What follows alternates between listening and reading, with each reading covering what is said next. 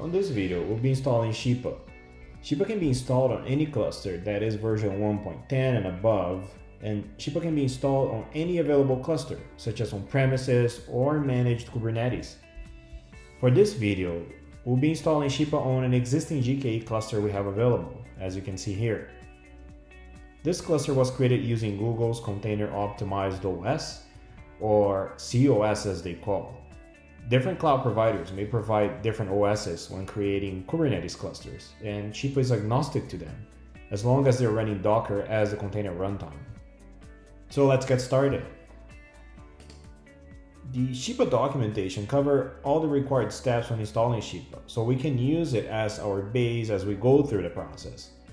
As you can see here, Shipa is installed using Helm, and today it supports both Helm versions 2 and 3. The first step for us when installing is creating a namespace where Shipa should be installed. In this case, we're going to be creating one called Shipa System. Let's have a look at it. The namespace should now be created in just a few seconds. Great. The second step for us is to check which version of Helm we're using, since version 2 and 3 has some minor differences. We already know that GKE in this case already uses Helm 2, so we follow this specific Helm 2 instructions, which basically includes running a Helm init. Great. And the second one is creating a cluster role binding for us using kubectl command that you can basically copy and paste from here. Great. With that done, the next step is for us to clone the Shipa's Helm chart from Git. We can do that with git clone and passing the address. Great. We can go into the folder. And what we do now as step number 3 is apply the limits file we downloaded from Shipa's Helm chart to this namespace. Of course, you can always customize the file as you see fit for your production environment.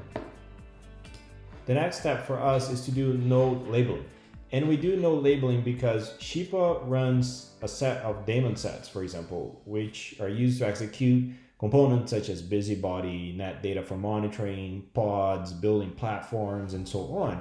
So Shipa needs at least one Kubernetes node to be able to leverage that node to run these pods, these services, and so on.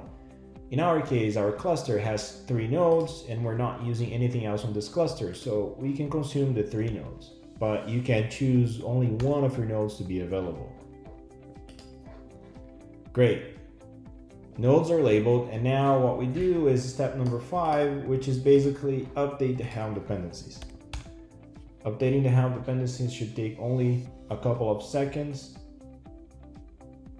Great, it's complete now.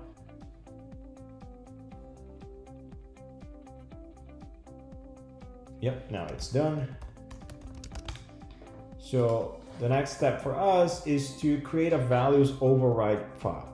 The values override basically has the admin user and the admin password that you're going to be using to manage Shipa once Shipa is installed, logging into through the CLI as well as the dashboard.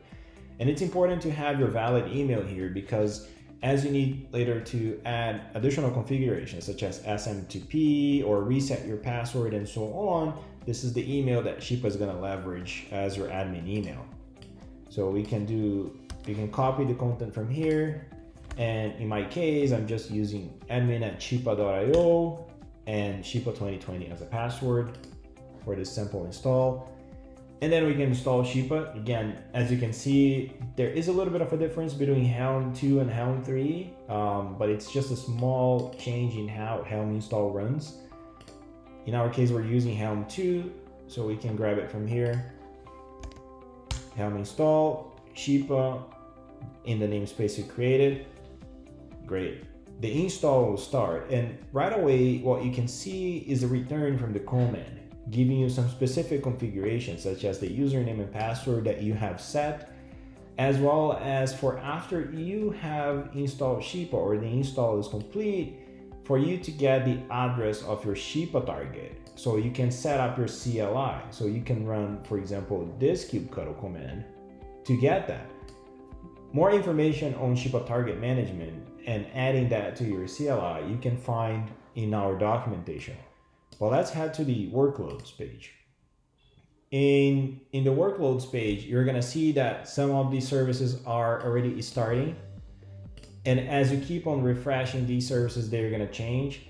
The overall Shipa install may take a couple of minutes, and one of the tips that we have or that we do when installing Shipa is as soon as you see the dashboard service installed, that's when you actually know that Shipa is done installing. We can keep on refreshing and seeing how it changes as it goes.